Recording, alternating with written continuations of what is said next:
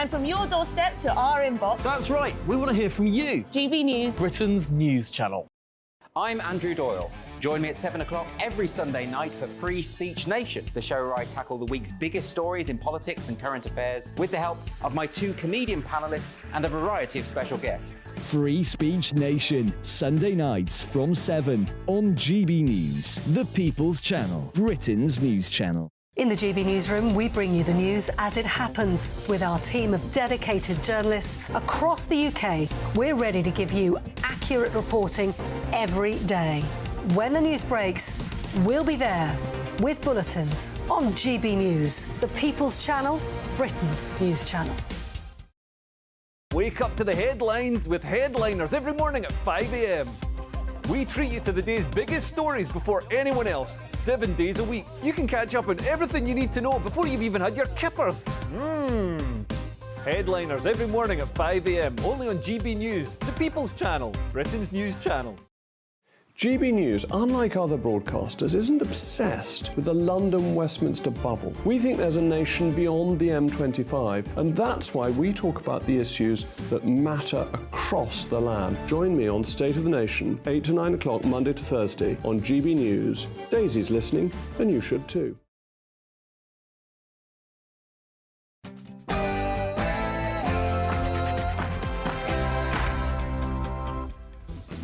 Hi there. Coming up on the Saturday Night Showdown, the government unveils a plan to tackle migration. They're going to make asylum seekers wipe old people's bums to put them off. And forget Pirates of the Caribbean, Pirates of the Red Sea is the new viral hit. And one of the stars is shaping up to be the new Johnny Depp.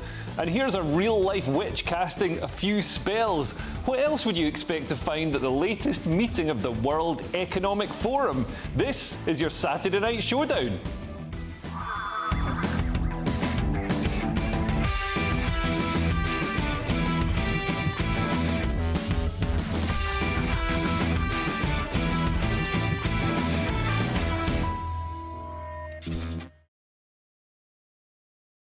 Discussing all tonight's topics, my brilliant panel joining me tonight are Emma Webb, Andrew Eborn and Nicholas DeSanto. But first, let's go to Aaron for your latest news headlines.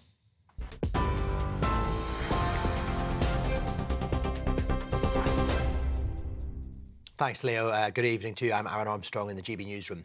Norfolk Police has referred itself to the independent watchdog after failing to respond to a 999 call from a home where 4 bodies were subsequently found.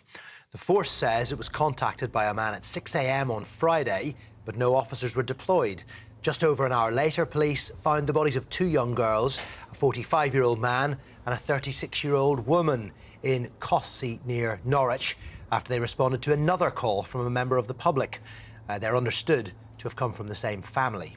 It's the second referral Norfolk Police has made following the deaths, after officers attended the same address last month as part of a missing persons inquiry.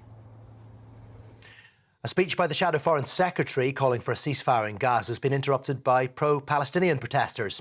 David Lammy had to make a quick exit when an activist from the Free Palestine Coalition jumped onto the stage and called for him to condemn what she called genocide in Gaza. Several other protesters stood up to launch verbal attacks against Labour's stance on the Middle East conflict. Mr. Lammy says he wants to see a sustainable ceasefire.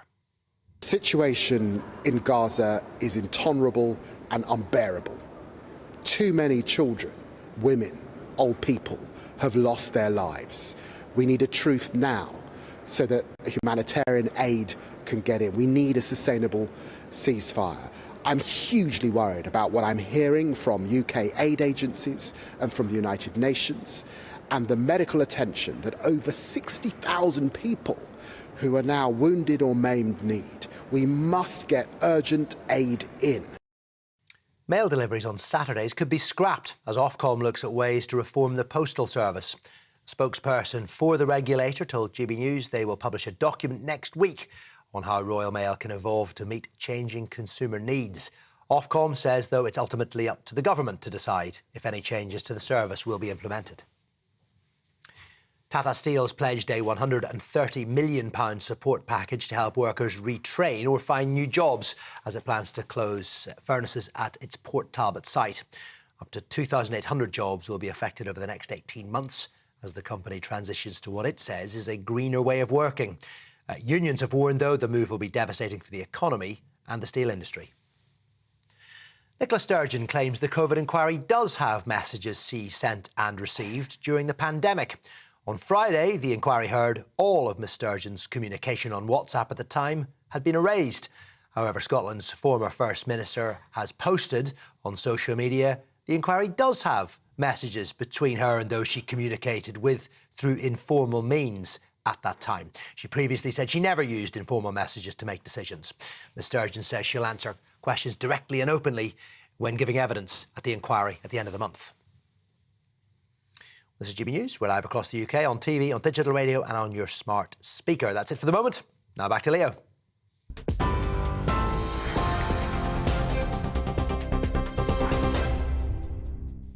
Thank you, Aaron, and welcome to the Saturday Night Showdown. And what a week it's been. Prince Harry has withdrawn a libel claim against the Mail on Sunday. Honestly, Harry, if you're worried about your reputation, you should be suing Meghan.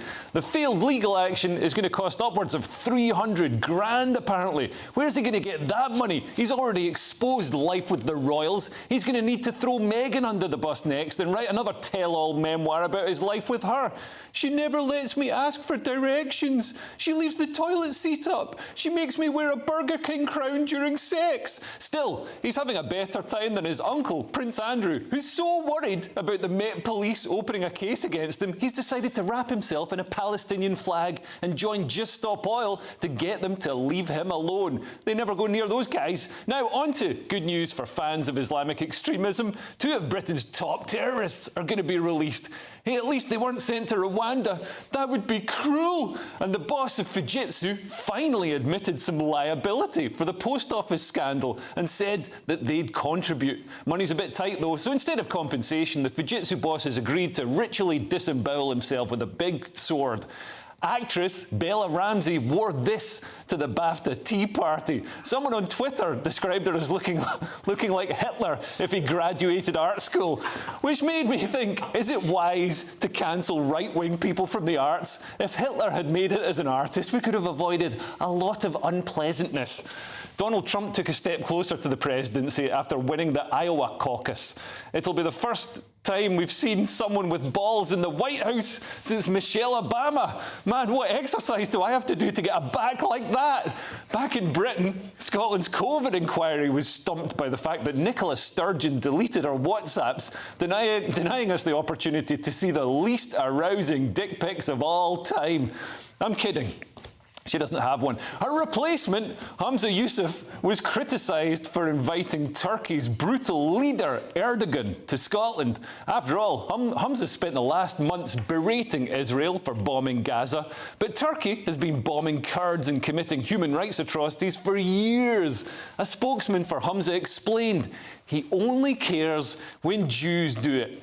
People said it's a little reward for the Turkish president helping his family escape from Gaza. It's actually to help set up new heroin smuggling routes for his brother-in-law, who's just been arrested on suspicion of heroin dealing. It's a crime here, but in Scotland everyone does it. Reminds me of the time Hamza thought he was getting a round of applause at an SNP conference, but it was just delegates trying to find a vein. When Hamza criticised Scotland for not having enough brown, I thought he meant faces, not smack. The BBC came under fire as it was revealed that their star gladiator, Giant, took illegal steroids. Yes, we know he took steroids. Look at him. He's called Giant. He looks like the 1980s East German female Olympic team. He literally looks like he could be riding a tiger in a 1980s cartoon. He's got bigger shoulders than Michelle Obama. Here's a handy tip to tell if someone's on steroids. Do they look like they're on steroids? He does. But we should be glad Britain's still got some tough guys left. A NATO official warned that of all-out war with Russia within 20 years. A Russian invasion of Britain would be pretty easy, though. Just rip up your army ID card and float across the channel. If any Brit tried to stop it, they'd be accused of Russophobia and jailed for hate crimes. Speaking of which, Rishi's Rwanda bill passed this week, but he doesn't seem that keen on stopping the cross-channel migrants, as it's been revealed that 16,000 cross-channel migrants will be allowed to work in care homes.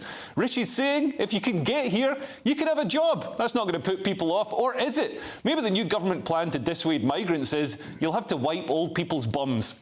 Has anyone asked the old people if they want their bottoms dabbed by international outlaws, though? I'm not sure a former Janjaweed militant is going to be gentle enough with their piles. But this plan means the people smuggling gangs are essentially recruitment consultants working for the government right now. But good for those people smugglers. They've already proved to be the most efficient public sector contractors ever, maintaining high levels of service in a difficult operating environment. I wonder if they're any good at making accounting software for the post office.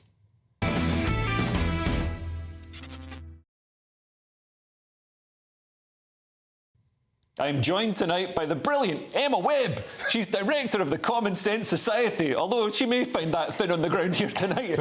I'm also joined by lawyer and broadcaster Andrew Eborn and the comedian Nicholas DeSanto. Emma, looking at that decision by the government, welcome to the show, by the way, that decision by the government to offer jobs to cross-channel migrants, I mean, that doesn't seem to be, you know, the sort of hostile environment we're told about. That's not going to dissuade people, and it also seems to be a tacit admission that they are economic migrants. Sorry, I am still smiling because your monologue was so funny, not because this is funny in any way. I mean, it is just a total betrayal, isn't it? Because it's obvious that at the same time, whilst Rishi is trying to convince us that he cares, especially after Suella Braverman's very strongly worded letter, is trying to convince the country that he really does care very much about Rwanda and really does want to make sure that the boats stop coming. But at the same time, it seems that the Home Office have done this under the radar. I would like to know exactly how long this has been going on for. This was a Home Office. It's such a betrayal. This was a Home Office decision, not the actual, not like a cabinet decision. It seems like something that should probably be put to Parliament because it's almost like legislating, isn't it? Well, you think after 14 years, the government might actually have a handle on the Home Office and might actually... Did they not know it was happening? They did know, and it's not a new thing. First of all, and all of a sudden people say for the press, because you're right, Nigel Farage was out there saying, hang about, you advertise to the traffickers, you get free boards, you get a job, you get the other bits of business. It's going to be a pull factor. The reality is it's been around for a little while, and it's only applicable if they haven't been processed within a year. So it's after the year that basically this kicks in. But you're right, we need to look at this. The idea is to deter people. Rwanda was never to send people to Rwanda. It was to stop the traffickers sending them in the first place. I mean, Nicholas, I'm worried. One of the great British values is being able to form an orderly queue and not jumping in. And that, you know, the cross-channel migrants seem to be jumping in the queue in front of other people who are waiting to come to Britain legitimately. Yeah, first of all, well done for mentioning the Janjaweed militia because, you know... my favourite kind of militia. Good, because the United Nations Under Secretary for Human Rights and Humanitarian Affairs, Martin Griffiths, has called Sudan the forgotten tragedy of our time because of, you know, the competition that they're now getting from Ukraine and Palestine or Gaza. So well done for bringing Sudan to the fore. But what you're pointing out is actually quite important because it's the same thing Donald Trump has been saying in the U.S. People queue to get a visa to get to the U.S. It's not fair when you have a border where you can just cross the border with Mexico to get in. And right now, this, to be fair, has been an argument. Okay, they cost so much, so let them work, so they pay into the coffers of the state and all that. But again, it becomes a bit of a vicious cycle because, as Andrew was mentioning, the pull factor is going to be intensive. So you might as well also, you know, find them dates or wives because once they are here, because that's the argument. Again, we see in the U.S. A few years pass, and okay, well, guys, they are here. By now, they have connections. They are rooted in the community. They got married. They have kids. It's inhumane. They're contributing to the society. What if, as a compromise, we allowed them to work, but they didn't get any money? Well, what a great compromise that would be. I mean, or you pay to work. I mean, you can work on that sort of basis. You can almost sound reasonable. What I love as a principle is about contributing to society. So they're going to say, if you're not processed in time, you should start contributing, start paying back. That's the reason for it. What we need to do is look at the real mischief. The real mischief are these people traffickers. They mustn't make sure they've got these pull factors. You need to make sure that people stop. It's got to be a deterrent to work on that sort of basis. And we've actually got an interview here with one of the people who came across the channel, and he's going to give his input as to how he actually finds it. Up in the hotel, and I'm not happy in this whole situation about home office, because home office they send me message to grant me about accommodation and support, but they didn't give me enough support. Some people may say that if you're unhappy with the food, you're unhappy with the accommodation, why don't you return to Tanzania, because Tanzania is a safe country? So when I go back to home country, I'm gonna die. I mean, he says he's going to die if he goes back to Tanzania. I'm not sure he will, because Tanzania is a safe country. It's a lovely, lovely country, by the way. Sometimes border officers are perplexed because while they're waiting for their asylum, they take holidays to their home country. You know, while their case is pending. And there's a big proportion of people who claim asylum in the UK who do actually go home, you know, every year for holidays, to see family, which doesn't make it seem like the war zone that it's sold as. But it's what we already all know, that they are taking the mick, and we have a system that is so obviously open to being abused by people who want to walk all over us. And then you find out things like this latest story about the Home Office allowing them to have jobs. All it's doing is offering a backdoor way of coming to the UK and getting a job here, and then inevitably staying here, proving if you're paying taxes, you're contributing. You can hear the sort of hum of the human rights lawyers sort of circling around. Because and human rights lawyers love to hum, I can tell you. There's a particular tune we do. They can smell taxpayers' money that they can get their hands on. But the reality is this, it's about the abuse of the system. There are people who legitimately we should welcome, because there are lots of jobs available which people are not doing. Maybe we're just addicted to cheap labour, and maybe having easy access to cheap labour is stopping us from investing in productivity, investing in technology. You know, like we're going to build a machine that picks radishes instead of having people to pick them. What was so perverse about one of the arguments effectively in favour of allowing them to do this is that, well, it reduces the cost to the taxpayer and it contributes to the economy, so it's an overall economic benefit. But if you ask people on the street, that is not what people care about. Yeah, and it's a perverse argument. I think our politicians need to wake up to the fact that this is a country and not an economy. Coming up, we will assess the week's winners and losers in Cursed or Blessed. This week, a Houthi pirate who sent the nation's hearts aflutter. The nation's strictest headmistress is in court for not allowing Muslim pupils to pray, and someone has come up with the idea of making bangers and mash out of Pringles crisps. It's either genius or disgusting, and we'll show you what happened when this skier ventured down a tricky slope.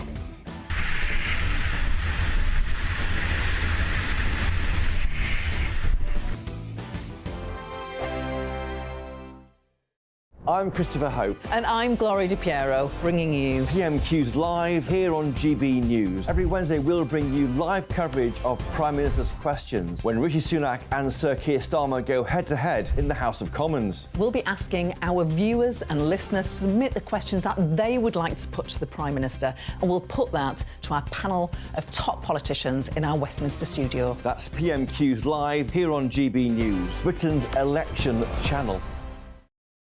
Good afternoon, Britain. Good afternoon, Britain. Join us, Tom and Emily, to find out what's happening in the heart of Westminster and why it matters to you. Weekdays from midday, we bring you the most compelling stories from across the United Kingdom. And from your doorstep to our inbox. That's right, we want to hear from you. GB News, Britain's news channel. Wake up to the headlines with Headliners every morning at 5 a.m. We treat you to the day's biggest stories before anyone else, 7 days a week. You can catch up on everything you need to know before you've even had your kippers. Headliners every morning at 5 a.m, only on GB News, the People's Channel, Britain's news channel. GB News, unlike other broadcasters, isn't obsessed with the London-Westminster bubble. We think there's a nation beyond the M25, and that's why we talk about the issues that matter across the land. Join me on State of the Nation, 8 to 9 o'clock, Monday to Thursday, on GB News. Daisy's listening, and you should too. In the GB Newsroom, we bring you the news as it happens. With our team of dedicated journalists across the UK, we're ready to give you accurate reporting every day. When the news breaks, we'll be there with bulletins on GB News, the People's Channel, Britain's news channel. Big news, big debates, big opinion. Patrick Christie's Tonight is the week's biggest show. Every weekday, 9 to 11 p.m, we've got the inside track on the day's top stories. There'll be sharp takes you won't get anywhere else. We will set the news agenda, not just follow it, and I want to bring you along for the ride. Whatever it is, we'll have our finger on the pulse. It's news, but it's this close to entertainment. Patrick Christie's Tonight, 9 till 11 p.m, only on GB News, the People's Channel, Britain's news channel. Your weekend starts here with Friday Night Live with me, Mark Dolan, 8 till 9 on GB News. Big stories, big guests and big laughs as we get you ready for a cracking weekend. That's Friday Night Live with Mark Dolan. Fridays 8 till 9 on GB News. Bring your own drinks. The admission's free. I'm Andrew Doyle. Join me at 7 o'clock every Sunday night for Free Speech Nation, the show where I tackle the week's biggest stories in politics and current affairs with the help of my 2 comedian panellists and a variety of special guests. Free Speech Nation, Sunday nights from 7 on GB News, the People's Channel, Britain's news channel. On Mark Dolan tonight, in a world exclusive, my Mark Meets guest is one of the survivors of the 1972 Uruguay plane crash in the Andes, where they resorted to cannibalism to stay alive. It's now a hit Netflix movie. We're live at 9.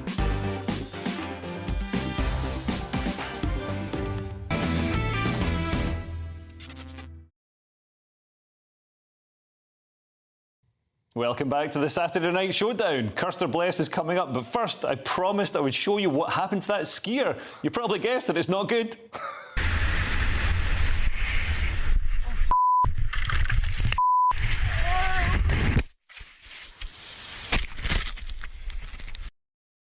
He's fine. It's a lucky escape. I mean, that guy fell like a long way. Emma, do you hit the slopes? I've never been skiing before. He looked surprised to be alive, didn't he? Yeah, he genuinely did. He genuinely No, and did. actually now, after watching that, I don't think I will. Well, it's time now for Custer Blessed. Me and my brilliant panel will look at 3 big stories and decide who are the week's winners and losers. We start with great news, ladies and gentlemen. There is a new heartthrob in town. Is it a dashing young Hollywood actor? Maybe it's a Calvin Klein clad underwear model? Or could it be our very own Andrew Eborn? Oh, no, it's a Houthi pirate. Rashid al-Haddad is a 19-year-old Yemeni, and he's had Western women literally gushing, careful now, over him this week when he posted videos on social media of himself capturing a cargo ship. Rashid has been likened to French actor Timothée Chalamet, or Tim Houthi Chalamet, as he's been called on Twitter, but denounced the comparison, saying he just wanted to destroy the West and become a martyr without being sexually objectified by lustful infidels. Let's take a look.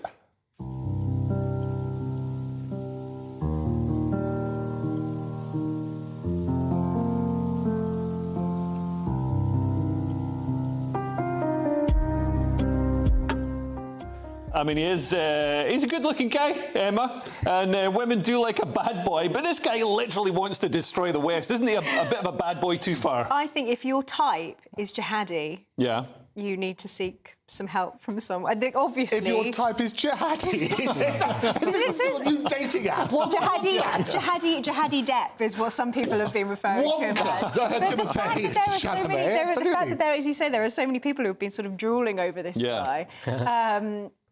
And he's a terrorist. And you mentioned, like, during the ISIS years, you actually had a social media group, a WhatsApp group or something with your female friends. No. You had the hottest ISIS members in that group. No, it was a Telegram channel. Oh, stroke me with your hooked hand.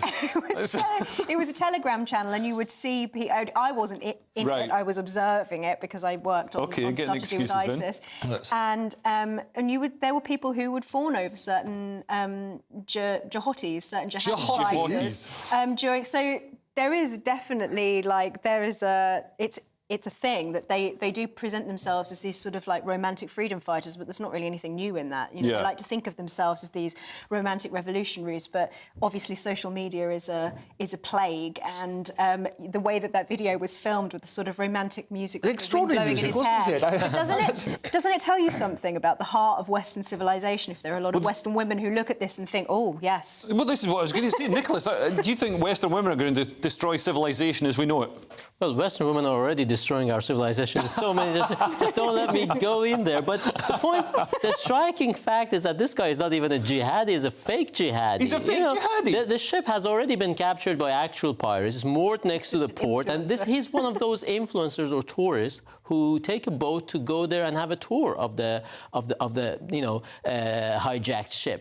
Now, I have made my most recent stand-up routine comedy is called "White Men Made Everything," and it has got 420,000 views on YouTube so far in 2 months. And there I talk about all these inventions of the Western man, the white man essentially, which are used against the white man by these anti-white and anti-West activists. Isn't that cultural appropriation?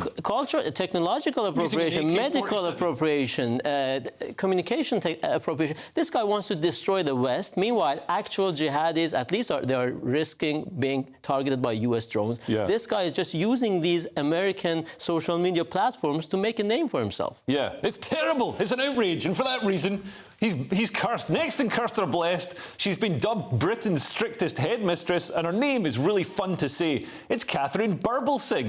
The Michaela Community School in Brent, which was founded by Burblesing, was the subject of a High Court case this week after bringing in a ban on praying at school. Burblesing brought in the ban because she noticed pupils had started praying in the playground. She was clearly worried they were not devoting enough time to more traditional pursuits such as smoking, watching pornography and stabbing each other.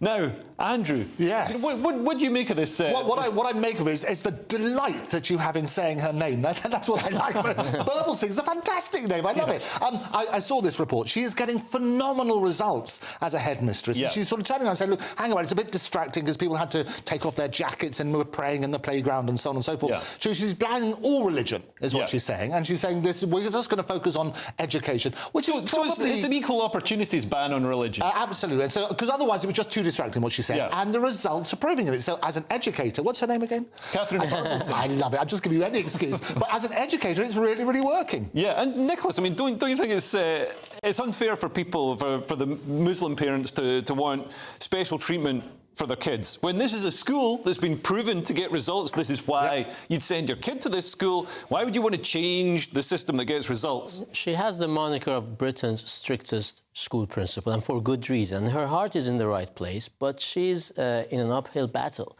because Islam and these prayers, especially these collective prayers in public, these are a sign of domination and are a show of force. And that's why we see them in Times Square in New York or elsewhere in major streets in Britain and in all over Europe. So that's the problem. It's not about prayers, but it's about a political show of force and a political projection of power. And that's the problem. And, in her defense, because the case is in the court, obviously, she says this is about the ethos of this school because we want to give we want to bring children of all races and religions, and we want them to buy into something bigger than their race and religion, and that is our country. Now, what's the problem with that? The problem is that the country is not a major concept or major value in Islam. That's why we see Houthis presumably are claiming that they are targeting ships, merchant ships, in defense of Palestine. In fairness, a lot of those Muslim countries, the lines were just drawn by British people when they sort of cleared off. They weren't drawn in particularly sensitive. But they had all the time. They had all the time to create the European Union, to join. They have had. But just look at it. This nation or national is not. And Hamza, we are going to visit him as well. Hamza Yusuf also says he has a problem with nation or national. Nation is not an Islamic concept. So you know what happens? Well, I mean, they sound like the World Economic Forum, these people. Exactly. So this is, they don't believe in borders, so that's what they have in common. But that's another story for another day. You know what is the upside of a homogenous nation? You don't have genocide and you don't have racial tension. Yeah. And we are bound to have these tensions because as the numbers grow, they are going to show their force. And some of them just read out the quiet part out loud. Yeah, do you think Nicholas is getting a bit carried away? I mean, it is just some kids praying in a playground. No, I don't. No, I don't at all. Actually, I think you could get even more carried away with it because thank you. This is part of a larger phenomenon. We've seen this in other schools as well. Whether it's the Batley grammar teacher who's still in hiding, as far as we know, with his young family, whether it's the other news story this week of Berkeley Primary School that may have to go online and stop teaching in person because of threats over them being against a student wearing a pro-Palestine badge when they have a policy against political symbols and so on in schools. Wow. So this is the result of a decision that was made by, as you said, the country's strictest head teacher. They have a number of very strict policies in their school where, you know, the children have to walk silently through the corridors. They have family meals together as a group where each student has a role taking part in that lunch, whether it's fetching the food or pouring the drinks or setting the cutlery. Yeah. They're teaching these students to have a fully developed character. It's not just about the results, and they do get the incredibly high results. Yeah. So it's a fantastic school. They've gone up in the number of Muslims in the school. So now there are over 50% Muslim population. So Muslim parents obviously do want to send their children there, but they don't have room for a prayer room, and it was causing friction in the school. So they actually all eat vegetarian food, right, so that there are no frictions between different dietary requirements, because it's a multicultural food. So to keep the children weak so they can't rebel. But the important point is that as a result of this, they have had threats, bomb threats, all sorts of bullying and intimidation, and now they're being taken to the High Court, and it's being paid for by the government with our money through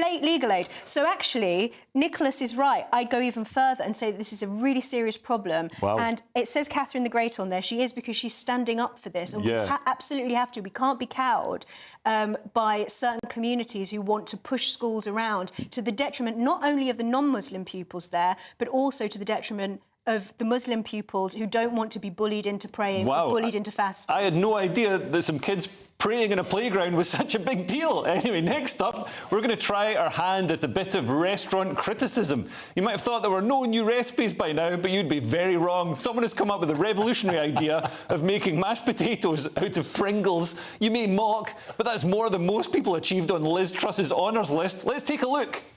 Hi, Days. Did you know you can make mash out of Pringles? I'm going to make bangers and mash with Pringles. Boil your sausage. Use that sausage water to boil the Pringles. Drain the water out, and you have mash. Simply plate it up, add your greens and gravy. Can't believe the mash tastes just like Pringles. Boiled sausage and Pringles mash. I mean, Andrew, this looks delicious. I think the only way you could improve this is by deep frying it. I think you're absolutely right. And what a surprise. Dehydrated potatoes, when you add water to them, they hydrate and become potatoes and all mashy. I did try it, actually, because I knew I was coming on. They sent us the article. What Pringles are? They're dehydrated potatoes? Dehydrated. The main ingredient is dehydrated potatoes. I thought they're made out of Pringles. It's like, rather like if you do coffee granules, you add water to it, it becomes coffee, doesn't it? If you had dehydrated water... I don't know what back to that, but you work on that principle. It is revolting. Other than it does taste like Pringle. What a surprise, because you've got all those things. Yeah. The sausages, however, on that just looked anemic, didn't they? There was something wrong with those. Are they trolling us? Because there's this perception, I think, on the continent. And I mean, Nicholas, you're Iranian Italian, so two countries with fantastic cuisines. Yes. And I feel that people mock British people. We do still eat in this country as if rationing is still going on, like we're still fighting a war. There's a blitz and everything. But things like boiling sausages. Nobody really boils sausages, do they? I mean, I'm a British passport holder as well, so I'm walking a very fine line here. I don't want my Italian passport to be revoked. But yeah, I mean, thanks to communication and foreign restaurants, the internet, people have access to all sorts of information. I mean, there's no justification for this. Especially, I mean, maybe we will be going to all-out war against Russia. So this is the time to actually try all the other cuisine we can afford before we actually maybe have to turn back to boiled sausages and potatoes. Yeah, well, I'm going to try it tonight when I get home. Anyway, next on the Saturday Night Showdown, Culture Corner has been renamed Hypocrisy Corner as we ask why Humza Yousaf wants to be best friends forever with a human rights abuser and whether anti-Israel protesters will ever know what they're talking about. Plus, I'll show you what happened to these two dancing women. This is... Your weekend starts here with Friday Night Live with me, Mark Dolan, 8 till 9 on GB News. Big stories, big guests and big laughs as we get you ready for a cracking weekend.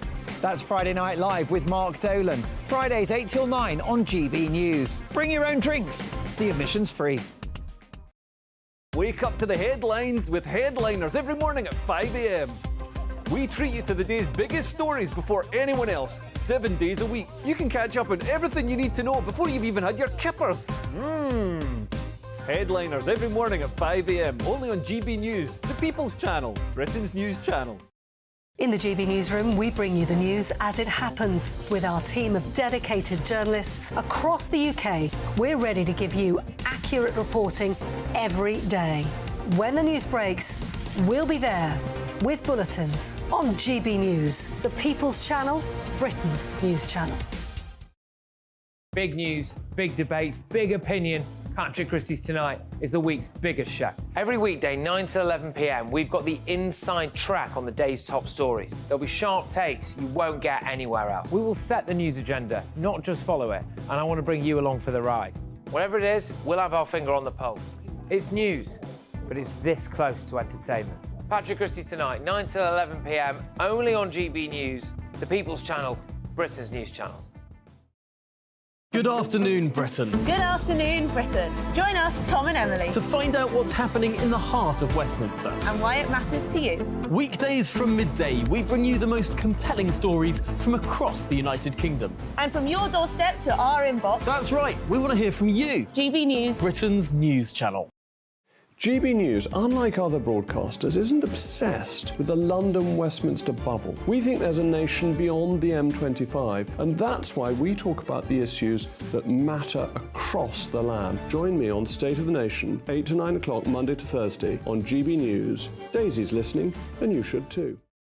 I'm Andrew Doyle. Join me at 7 o'clock every Sunday night for Free Speech Nation, the show where I tackle the week's biggest stories in politics and current affairs with the help of my two comedian panellists and a variety of special guests. Free Speech Nation, Sunday nights from 7 on GB News, the People's Channel, Britain's news channel. GB News is Britain's news channel, and now you can support it. All you have to do is scan that QR code that's up on your screen right now, or you can go to gbnews.com/support and become a GB News member. You'll have fantastic benefits. We're also going to organise special events where you as GB News members can meet the presenters, the on-screen faces. Scan the QR code or go to gbnews.com/support. Thank you so much. 2024, a battleground year. The year the nation decides. As the parties gear up their campaigns for the next general election. Who will be left standing when the British people make one of the biggest decisions of their lives? Who will rise? And who will fall? Let's find out together. For every moment, the highs, the lows, the twists and turns. We'll be with you for every step of this journey. In 2024, GB News is Britain's election channel.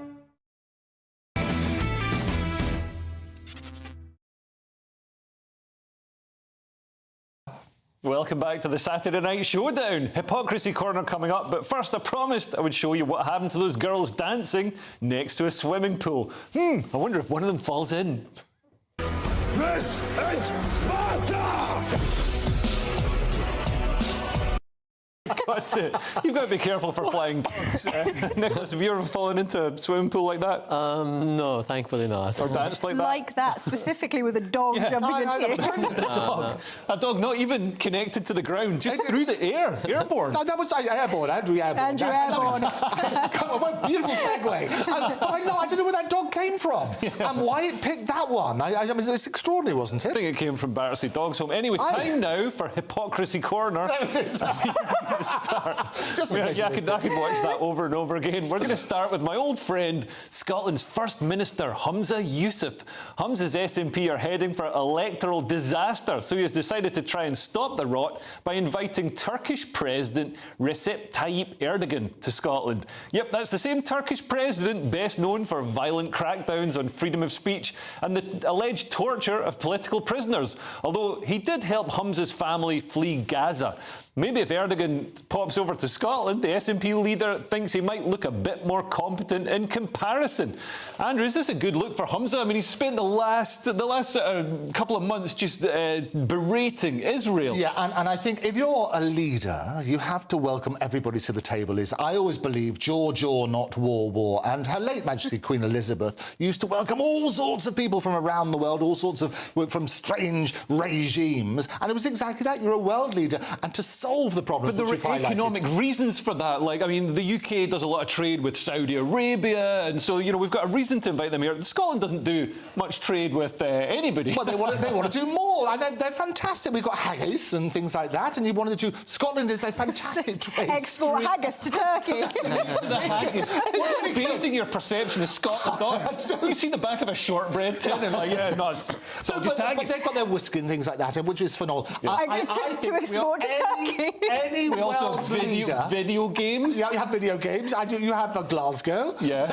And the Glaswegians. It'd be brilliant. And that's it. No, the reality is this. Any world leader should welcome anybody from around the world. Jaw, not war, is what I say. Right. And Emma, do you agree? It's the rank hypocrisy that sort of rankles with me, because, I mean, he's been just constantly tweeting at Israel. I mean, you think he was the First Minister of Gaza, not of Scotland. He's constantly tweeting, saying Israel's committing these horrific war crimes just because Israel, you know, has had to go after Hamas to defend itself after, you know, the horrific atrocities that Hamas committed. And, you know, for him to then turn round and cozy up to President Erdogan, it's just, I mean, come on, you can't claim to be, you know, doing things from a humanitarian point of view if you're then cozying up to basically a violent dictator. Yeah, I mean, when he was saying about, you know, he won't shy away from talking about the human rights record. I'm sure he's not going to be mentioning the Armenian genocide. He is obviously, as you were alluding to, he's looking towards an independent Scotland, and I think he should make Andrew his trade minister, because I'd like to see you trying to sell whiskey to the Turkish. I do it all the time. I've had great barbers. Given that they got rid of all of their wonderful blossoming vineyards. In Scotland. In Scotland, yeah. But there are about as many vineyards, I think, in Scotland as there are left in Turkey. Right. I think that it's obviously it's not a good look, to put it lightly. And Nicholas, it seems and to... Erdogan, just very briefly, Erdogan also condemned our airstrikes on the Houthi rebels. And was he condemning it from the point of view of this is how I would have done it, and how I would have killed more people? Hamas. He sided with Hamas. He sided with Britain's enemies. And whether or not it's the case that Erdogan came to visit the Queen and went to Buckingham Palace in, I think it was 2018. 2018. That was a very different time. We are currently having our ships attacked by militants who are supported with public statements by Erdogan. Yeah. And it is completely inappropriate, and he's trying to present himself as being sort of King of Scotland, prime ministerial material, when actually I don't think that this is something that the leader of any devolved nation should be able to In addition to Her Majesty Queen Elizabeth in 2018, he also stood alongside Theresa May at a press conference. So world leaders, they need to talk to people, whether we agree with their policies or whatever. Yeah, but talking is one thing. Talking is one thing. You have all different kind of channels, but the state visit or an official invitation from the head of state or head of a country in this case, to link up to what I was saying previously. Again, this is a question of allegiances, you know, and the question of nation and nationality. Yeah. So you would be forgiven to think, you know, in Italian we have a saying, we say, bad thoughts are sinful, but they get you to the results. Now, what's that in Italian? In Italian it sounds better because I thought that was Italian. It rhymes. No, you say, a pensar male si pecca, ma ci si azzecca. So here, you'd be forgiven to think that the only reason he has invited Erdogan is that they are both Muslim brothers and they have a very similar issue on Gaza. So is he really acting as the First Minister of Scotland? And again, as you said, Armenian genocide, Kurdish genocide, much more recent. All the dissidents that he has locked up, they turned Hagia Sophia, the monument, the old cathedral, was a museum for decades, open to all people of the world. They turned it into a mosque, and they did collective prayers in it. Surprise, surprise. Yeah. So, again, it's a question of allegiances. Nation is not a big concept or idea when you are Muslim. OK. Well, next up is our old friends, the pro-Palestine protesters. We took the mick out of them when the marches first began for not having a clue what they were actually calling for. None of them knew which sea and which river they were chanting about. But to be fair, that was back in October and November time. A few months later, you'd think they'd be far more clued up, wouldn't they? The New Workers' Party, a socialist alternative to Sunak and Starmer, for a socialist intifada. Yeah. What's a socialist intifada? If I'm being honest with you, I just got this at the stand over there. Okay. I don't actually know the definition of the word intifada. Okay. But, I mean... Do any of you know the definition of the word intifada? I mean, Emma, does this surprise you that people have incredibly strongly felt opinions about things they know nothing about? He doesn't even know what's written on his sign. What's worse, picking up a sign and carrying it around when you don't know what's written on it, particularly in a context like that, or actually picking it up knowing what the word intifada means. There are some videos, and I think it was also Konstantin who did those interviews. I think he asked somebody about which river to which sea, and they said the Euphrates. They've got no understanding even of the basic geography of the region. And I watched that full trigonometry documentary where Konstantin was going around and interviewing various people. And what was so horrifying is just how many people don't know anything really about why they're there. And he made the good point, which is there are some people there who sort of they were just anti-genocide and they just sort of swallowed whatever they're being told. But there are a lot of people there who were almost full-scale... But there isn't a genocide being committed. But they were almost full-on conspiracy theorists saying, when they were asked about what happened on October 7th, they responded by saying, well, it was an inside job. It was the Israelis were the ones behind it. And so the number of people who were out on the streets just looking at... I mean, I'm sure that there were many others that he would have spoken to as well. But I mean, I've been to some of these rallies and it's very clear that there are people there who just do not know anything about the politics, and they're just there because they think it's the thing to do. OK, well, next on the Saturday Night Showdown, we'll be on World Economic Forum watch as Argentina's new president makes a splash. Plus, it's still pretty cold out there, so I'll show you what happened at the end of this snowy romantic scene.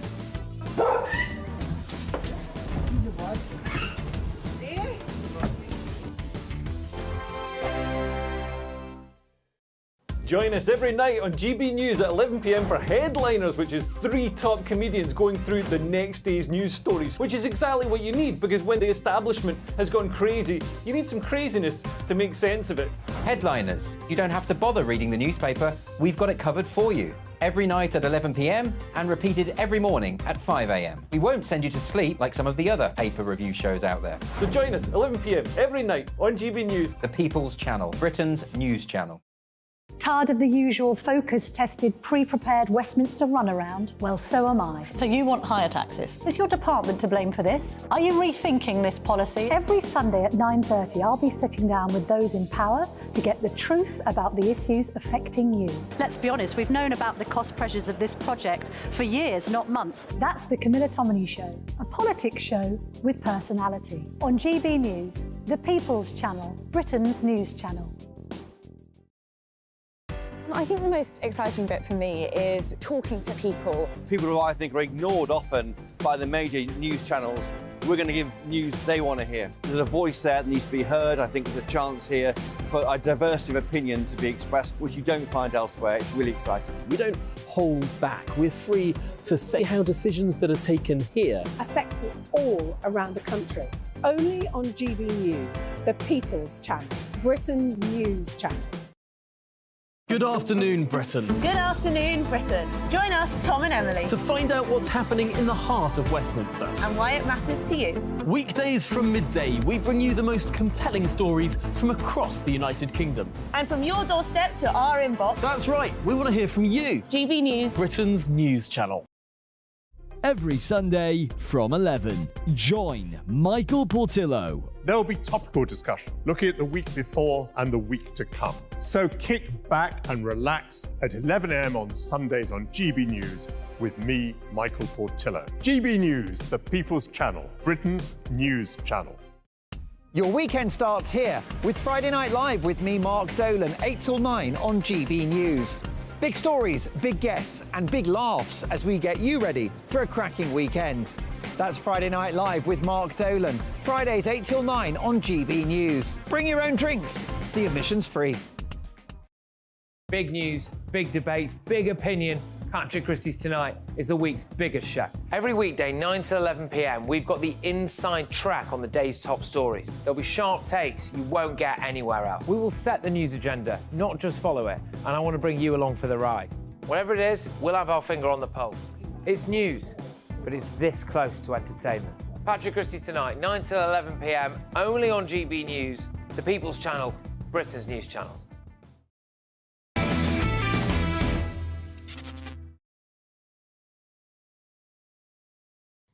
Welcome back to the Saturday Night Showdown. We've got some great comedy coming up from the World Economic Forum, but first, I promised I would show you what happened when that couple indulged in a snowy embrace.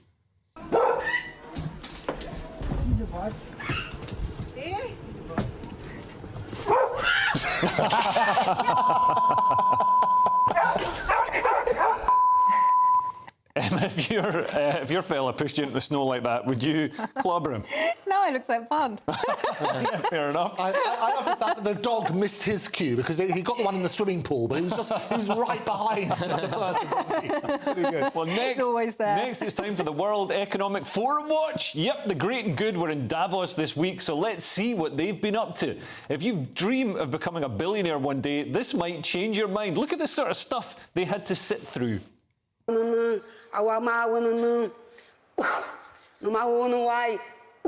Why should I?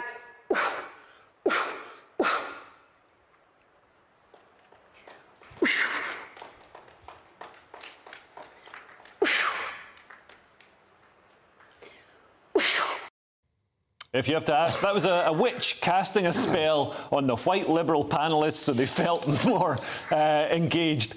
Funny thing is, some of the delegates felt it was an improvement on last year's entertainment. Take a look at this.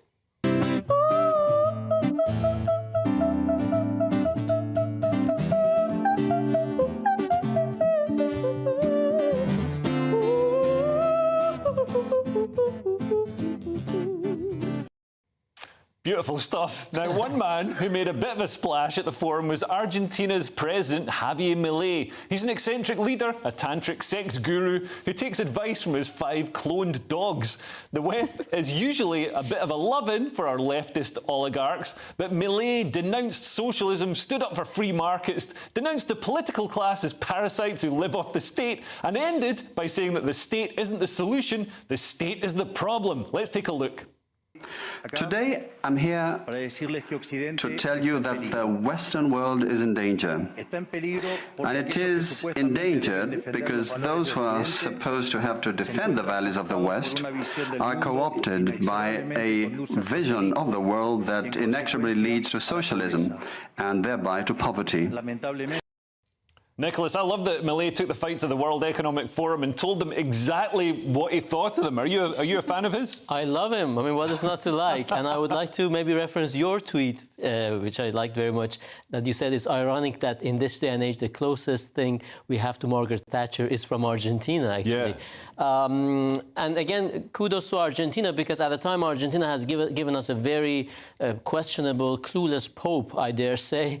At least we have got Milei, so they sort of have redeemed themselves for that. So what is not to like? Yeah, and we've had decades of Peronism, this real stultifying left-wing socialism that just gums up everything. They bribe people to vote for them. They raise taxes and regulations and just dish out jobs and business to their cronies. And those are only the good points. What I love about it is that world leaders now have these crazy hair. That's the way to get on. If you want to get a head of hair. He does look like he could be a stand-in drummer for Oasis. I love it, and I also think he could. And so I love the entertainment, though. Wasn't that wonderful? Somebody comes and gives you COVID, and that was a coughing routine. I love that sort of stuff. And what was the other one? The lyrics. I thought that I wrote the lyrics to that song. I thought it was brilliant, absolutely brilliant. So bring back that sort of entertainment. I think that's what we need. Maybe it was an advert for COVID vaccines. It could be, couldn't it? Yes, not to be sniffed at. Maybe it's signalling, literally sniffed at. Maybe it's signalling that we really don't need face masks anymore. In fact, you can go around coughing directly into people's faces. It was a good message. I thought Elon Musk had the best tweet about Javier Milei. He tweeted this. We're gonna pull it up in a second. So that is Elon Musk. He tweeted, "So hot right now," and it's a picture of a man having some carnal relations, possibly tantric, with a young lady, but he's actually watching the clip of Millet at the World Economic Forum. All you need is a Ferrari in that picture, and it's everything a man can desire. It's a dog to come running in to knock them off. That's what I want. You've got to work on that basis. Into the snow. Into the snow. Maybe knock off Klaus Schwab. Absolutely, a thrill. Emma, do you think Millet is going to be an inspiration for the rest of the world? Because we seem to be progressing more and more into socialism. The share of GDP spent by governments is just incrementally increasing, ratcheting up year on year in all Western countries. I don't know enough about Millet to say exactly what I think about him and his political philosophy. However, I think we can all agree that it's very nice to see a sort of breath of fresh air, somebody challenging the World Economic Forum from within the World Economic Forum, because normally they keep the people who disagree with their echo chamber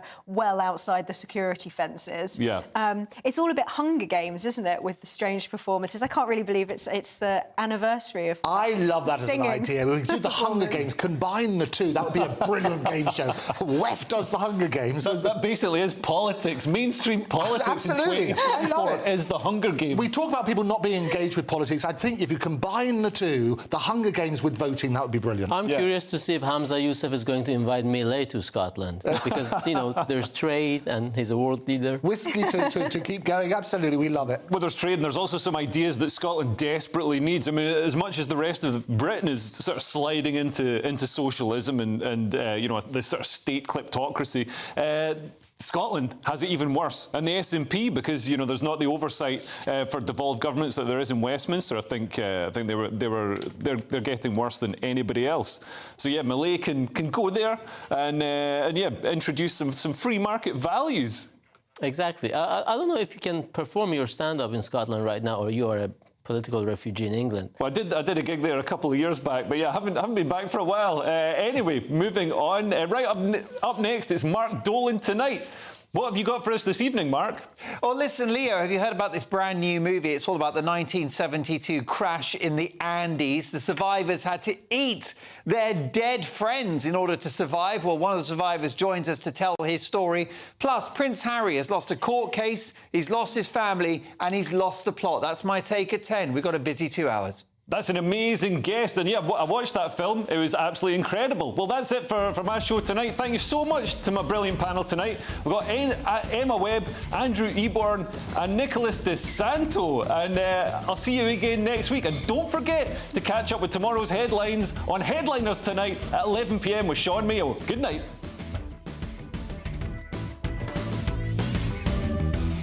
Looks like things are heating up. Boxed boilers, sponsors of weather on GB News.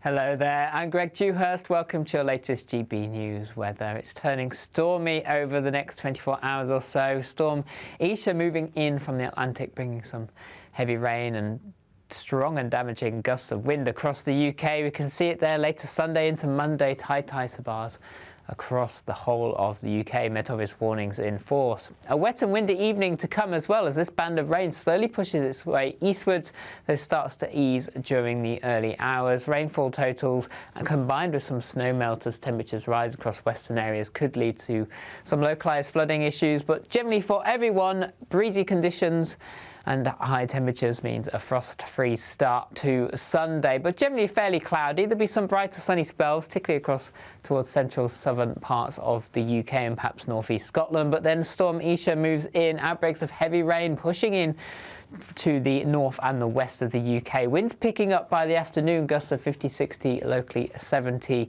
miles an hour could lead to some disruption. And then through Sunday evening, overnight into Monday, the band of rain pushes eastwards, which will be heavy, and then some really strong and gusty winds affects northern Scotland. Amber warnings out across many northern and western parts of the UK, perhaps southeast England also seeing some very strong winds. It stays blustery into Monday, further heavy showers, and then turning very wet and windy again as we move into Tuesday. See you soon. A brighter outlook with Box Solar, sponsors of weather on GB News.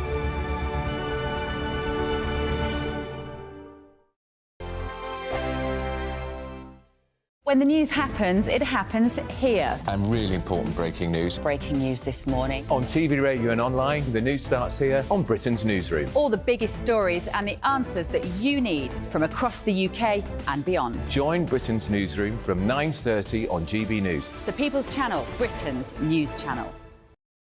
Have a great Saturday night with me, Leo Curse, on the Saturday Night Showdown. It's a crazy world out there, so come and make fun of it with me, my panel of comedians, and a couple of people who actually know what they're talking about. This Saturday Night Showdown is your front row ticket to the clown show every Saturday, only on GB News, the People's Channel, Britain's news channel. Your weekend starts here with Friday Night Live with me, Mark Dolan, 8 till 9 on GB News. Big stories, big guests, and big laughs as we get you ready for a cracking weekend. That's Friday Night Live with Mark Dolan, Fridays 8 till 9 on GB News. Bring your own drinks, the admission's free. Now then, Lee Anderson here. Join me on GB News on my show, The Real World, every Friday at 7 p.m. I'm not eating bloody cat. Are you Delicious. mental? Open your mouth. OK, here comes a train. Reminds me of the scene in Singing in the Rain. Adam, is that a good one? Whoa! Join me at 7 on GB News, Britain's news channel. Good afternoon, Britain. Good afternoon, Britain. Join us, Tom and Emily, To find out what's happening in the heart of Westminster. and why it matters to you. Weekdays from midday, we bring you the most compelling stories from across the United Kingdom. And from your doorstep to our inbox. That's right, we want to hear from you. GB News, Britain's news channel. I'm Andrew Doyle. Join me at 7 o'clock every Sunday night for Free Speech Nation, the show where I tackle the week's biggest stories in politics and current affairs with the help of my two comedian panellists and a variety of special guests. Free Speech Nation, Sunday nights from 7 on GB News, the People's Channel, Britain's news channel. In the GB Newsroom, we bring you the news as it happens. With our team of dedicated journalists across the UK, we're ready to give you accurate reporting every day. When the news breaks, we'll be there with bulletins on GB News, the People's Channel, Britain's news channel. Wake up to the headlines with Headliners every morning at 5 a.m. We treat you to the day's biggest stories before anyone else, 7 days a week. You can catch up on everything you need to know before you've even had your kippers. Headliners every morning at 5 a.m. only on GB News, the People's Channel, Britain's news channel. GB News, unlike other broadcasters, isn't obsessed with the London-Westminster bubble. We think there's a nation beyond the M25, and that's why we talk about the issues that matter across the land. Join me on State of the Nation, 8 to 9 o'clock, Monday to Thursday, on GB News. Daisy's listening, and you should too.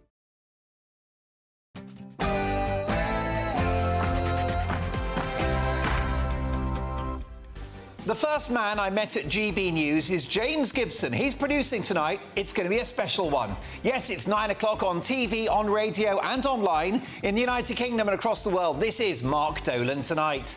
In my big opinion, the sickening sex book being seen by 8-year-old children. I'll be unearthing this shocking scandal shortly. In the big story, as Gary Lineker tells The Guardian, he's been the victim of serious online threats. Is the BBC star being treated unfairly just for having an opinion? And my Mark Meets guest is the survivor of the Andes air crash in 1972, where the crash victims resorted to cannibalism to get out alive while struggling in sub-zero conditions. The story is now a smash hit film on Netflix, and the remarkable survivor Gustavo Zerbino joins me shortly to tell his real-life story. And I'm looking forward to this in my take at 10. Why isn't Prince Harry by his father's side as he gets treatment in hospital? Harry hasn't just lost a court case this week, he's lost the plot. I'll be dealing with the wayward Windsor in no uncertain terms at 10.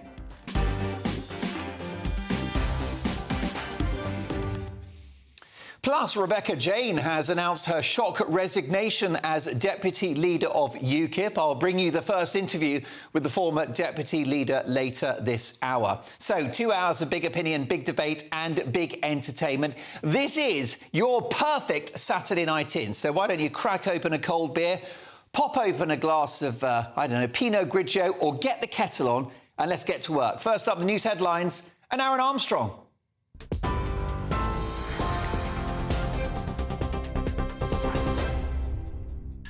Thanks, Mark. Yes, a very good evening to you for the GB Newsroom. Norfolk Police has referred itself to the independent watchdog after failing to respond to a 999 call from a home where 4 bodies were subsequently found. The force says it was contacted by a man at 6 a.m. on Friday, but no officers were deployed. Around an hour later, police found the bodies of 2 young girls, a 45-year-old man and a 36-year-old woman in Cossey near Norwich. After responding